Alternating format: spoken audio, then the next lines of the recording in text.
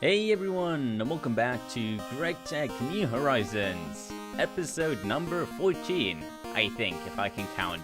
I'm currently preparing a lot of stuff. I have a lot of stuff running and cooking and processing everywhere because I want to make a half a stack of these electronic circuits, and I just need a lot more rubber currently and a lot more time to process all of that rubber into the rubber bars and rubber sheets in order to make the red alloy cables.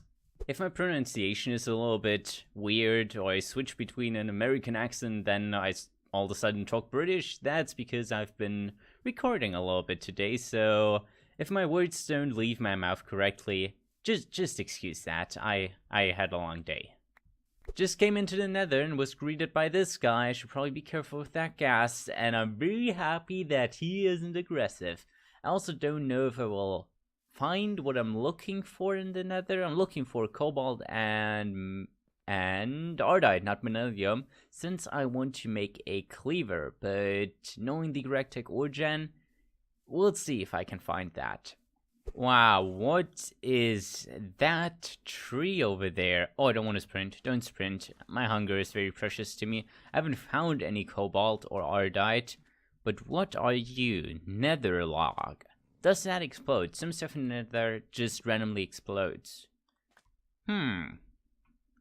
That doesn't though. I'll look around a little bit more, but if I can't find anything, then there is nothing to find, I think. Change my plan of action. The reason I wanted to get ardite and cobalt was to make a really good sword blade, since that's the highest attack damage that I could find, which was actually possible for me. The next best thing though was alumite. Steel actually wasn't that good, and that might have been modified, but I'm pretty much out of aluminium, so I'm currently in the farm world looking for some aluminium. Found it! It's very common in these plains biomes. It might actually be the only biome it actually generates in, because I haven't seen it in any desert or dry biomes. It's pretty much only these flat, plain-like biomes I actually found aluminium gravel in, but that might just be me. Look at that! Someone didn't take the seared bricks, or just hasn't found this village yet. I was actually trying to vein mine that earlier, but yeah, we don't have a vein miner in GregTech New Horizons luckily, so yeah, I'll just take it the slow way. I just realized something. I can take the doors. Screw you, GregTech progression, I can just take my doors, I don't have to even make them. We might actually be able to complete a few quests if we just keep on adventuring, but I actually have all the aluminium that I'll probably need, so I'm just going to take these for fun, mostly because you can throw them around, and that's really cool. You can also make armor and tools out of them. I don't know if they work in GregTech New Horizons. It just updated a quest though, where it recommended to make some armor, I believe. That also looks quite cool. Pretty sure this is just another one of these dungeons that I've been seeing spawning everywhere, so we're not going to go into this, and I'm probably going to head home now as well, because I have all the aluminium that I need, and I'm not finding any more as well. You might be asking yourself, why do I actually need all of that aluminium? Well, I needed to make a cleaver, and you might already be thinking about, or might already know what I'm going to do with that. I want more, please?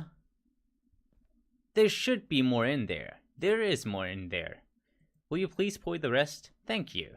Alumite inflicts a lot of damage if we have it as a sword blade. I just need to figure out what exactly should be the large blade and the two tool rods, since I don't want it to have very weak durability, and also some modifiers might be nice. Decided on the materials I wanted to use for the tool rod, and they were going to be paper and cactus. And as you can see right here, a cactus tough rod actually exists, but you cannot craft it. I just noticed this. The only materials you can craft it out of are listed right here. And there's no cactus and there's no paper. So, thank you, GregTech. I appreciate it.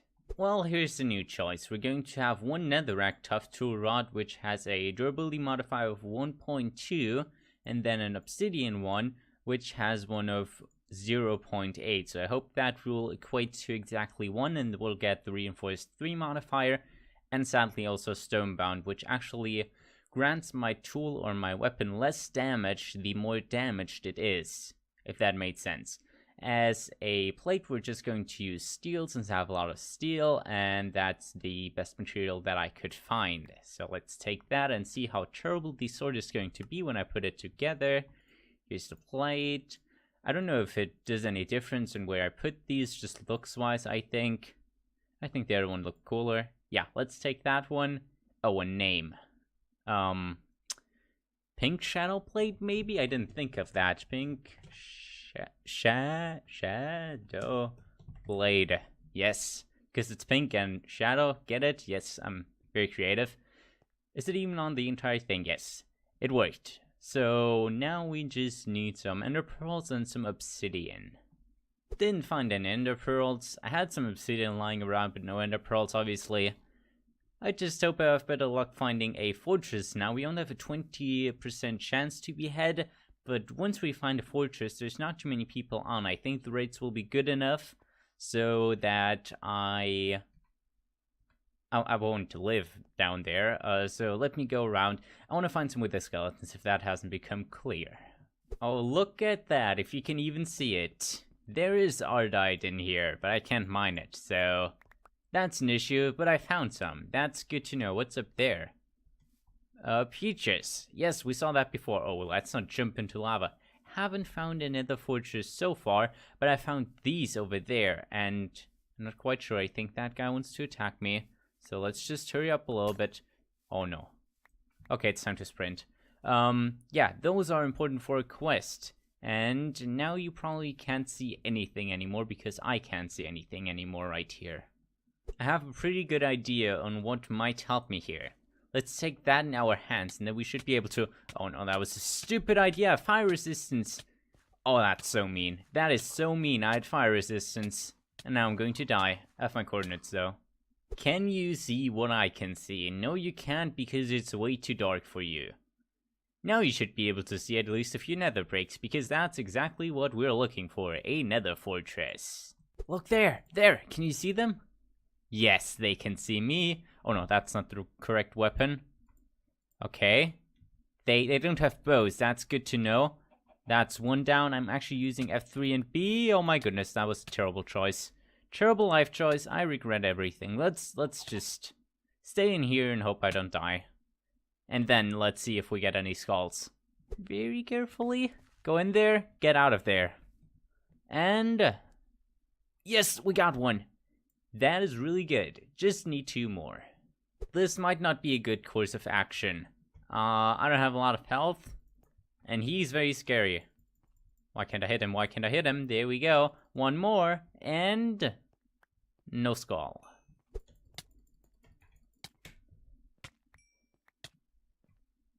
Believe it or not, but that last little clip actually granted me a wither skull. So I found a little bit more and got 1 more wither skull and we have all 3 wither skulls now. One thing you will notice though is my sword right here. I had a little problem with my inventory just disappearing, so I had to remake my sword, had to re-get some skulls and some items generally. I got some items back though, and that's the reason why I have a gray shadow plate now, not the alumite one, since that was just way too much trouble. Long story short though, we have the wither skeleton skulls, but I'm not quite sure how I'm going to cheese the wither fight yet. I'll have to figure that one out. And in the meantime, I wanted to make a hammer. I mentioned last time that all my waypoints were deleted in an update, and there was a lot of good advice, but sadly I couldn't find any backups of the waypoints. I looked through every folder, looked through everywhere I could find, but there were no backups. So for next time, I'll just know that I have to make some backups. Please leave that. I want to make a hammer. Okay. Is that working? I think I might have to relock. No, don't. Oh my goodness. There we go. Had to melt that down again, but I had enough time to think of a name for this hammer. And if it looks how I think it will look, then I have a name. Kind of. Okay, I don't know if that works. But we're going to call him Oreo, because that's kind of what your hammer looks like, right? Sure, let's go with that. I'm going to go mining in this way out, maybe a few hundred blocks that I don't mind where I've already mined, and then I'll waypoint it there, hoping to get some diamonds. Haven't found any diamonds so far, but I've found a lot of other stuff, like a lot of copper over here and here, some magnetite, some coal, everything besides the things I want to. Like redstone I haven't found, or diamonds I haven't found. That's basically what I'm out here for. But it's good to know that I have sources of materials and minerals now again. To choose the nether fight, I think we're going to have to go full vanilla, since we don't really have the modded tools to do so. I wanted to check out if the nether ceiling was flat, and it surely isn't, so I'm going to look up some stuff online and then find out if we can find a bedrock construction that is exactly perfect in order to trap the wither, and then it will be a pretty easy kill. Found the construction I'm looking for. It's a 3x3 of bedrock with one block hole above it right in the center so the wither doesn't suffocate. There are some coordinates where you can find it. The nether ceiling generates the same in every single world, so it's really easy to find. I will link a video that describes how to do this and where the coordinates are in the description. But let's go. I think I'm doing this correctly. The feet should be on the obsidian block I placed right here, and then the wither should get stuck. I just hope that it wasn't modified. I can't spawn him. Might be due to the fact that we're playing in 1.7.4 or 1.7 generally, and we can't spawn him sideways. We have to spawn him straight up. So I have a piston here. Let's maybe test out the piston before I do this. We are going to extend the piston, then the wither is going to be pushed inside the bedrock. And since it's a normal piston, it's not going to pull the block back if the lever is removed. So let's get some soul sand. Let's get this all in place. It's very scary, but he should not do a lot of damage from putting that in front of me, so he doesn't inflict any damage with his explosion, which might be amplified.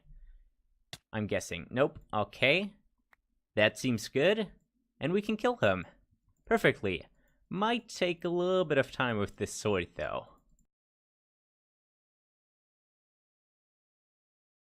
This guy better drop what I want him to drop, and that would be nether star and that sigil. Okay, I think we got everything we wanted.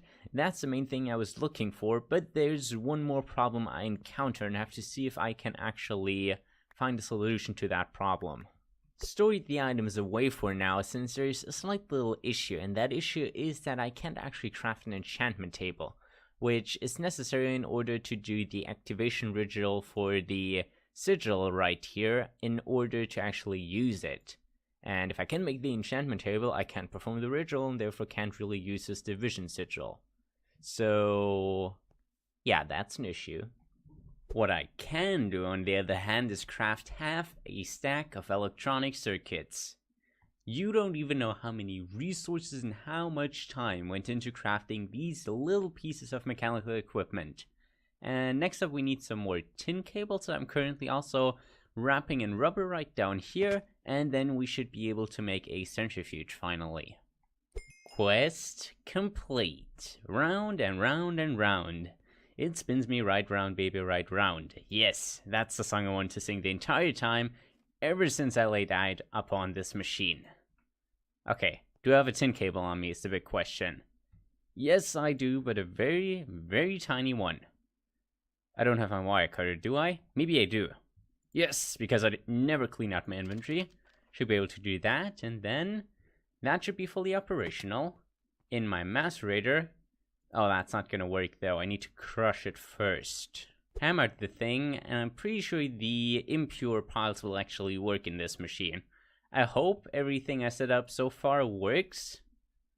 That seems pretty good. This is also full of steam.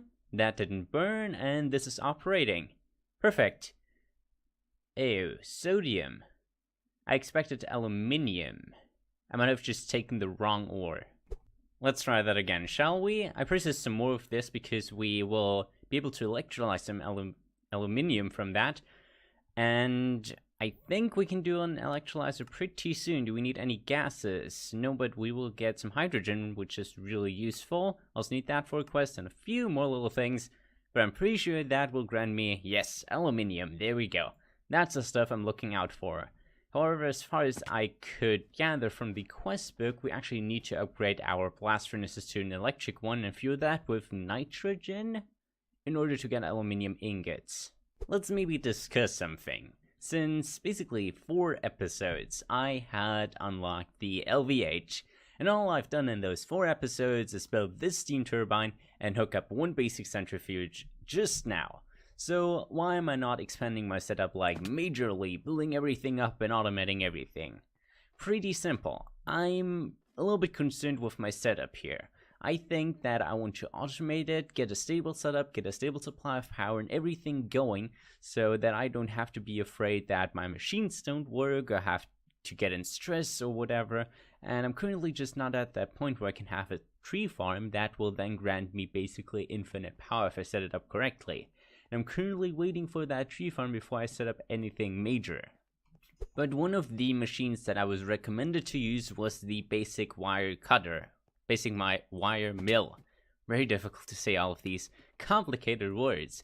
I also wonder if having cables connected in a series and parallel actually matters, since in real life, I think, now I have to think, so I might get quiet here. In series, like when they're in a row, then I believe, okay, I can't figure it out. Give me a second. Not quite sure how I'm going to cut this exactly. There might be a little bit of extra stuff at the end that I didn't cut in right here. I did some experimenting with the cables and some physics thoughts that might not be too interesting for the most of you guys. But I done diddly-doed a basic bending machine. Do I have a cable on me? Yes. Because that, do I have my wire cutter on me? Yes, because I never clean out my inventory. So, that should now also work, and we should be able to... 1 ingot for 1 plate, please? Oh, I need these things. I never understood how these worked, so I think I have to look it up now. I hope it's as easy as any eye makes it to be. Can I just put this in there? That absolutely works. And that's 1 plate. Perfect. I'm going to get a lot more steel, and a lot more iron, a lot more copper, everything a lot of, and make some plates now. The bending of plates, however, is not going to commence this episode, since we are pretty much out of time, since I had a little physics rant at the end that is going to be after this little clip. I hope you enjoyed the episode, and if you want to hear me mess up with physics, there you go in a second. If you don't, however, that is it from me, and enjoy the physics talk. Doing math in your head is already very complicated when you're recording because you're under a lot of pressure, but then doing physics in your head, that's just the ultimate challenge, and I can't do it. Okay, in series, the voltage should lower and the amperes should stay the same, and in parallel, the voltage is the same and the amps would differ. That's what I'm pretty sure applies. So that should be in series, right? Pretty sure those are in series, so the voltage would lower, but the amps would stay the same. Makes sense, I hope. There's actually a really easy way of finding out if what I just said there makes sense, and if it works, and if it applies. We just stuff some stuff in this machine and that machine, and if both work, then I'm correct, because then the amps wouldn't differ. This only transfers 1 amp, and I believe both of these need 1 amp to run, and the voltage wouldn't matter too Okay, I don't know what I'm saying. Let's just quit with the physics stuff, okay?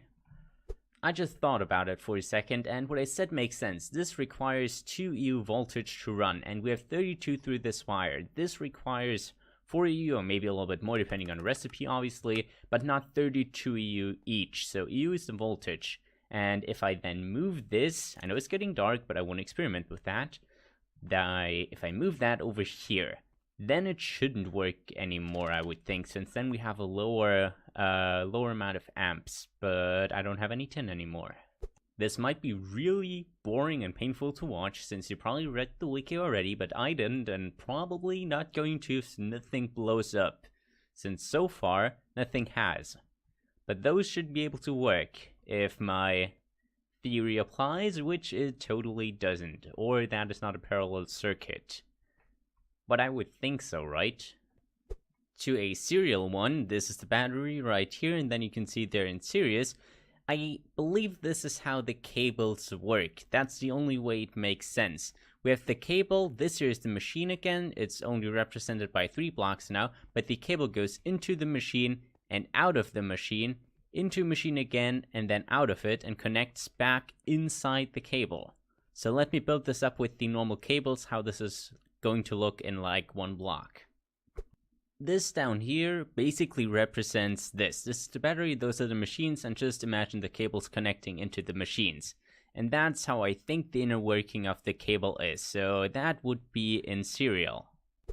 And even by adding machines over here, I think we would still have a serial circuit, since the way it would work is like this.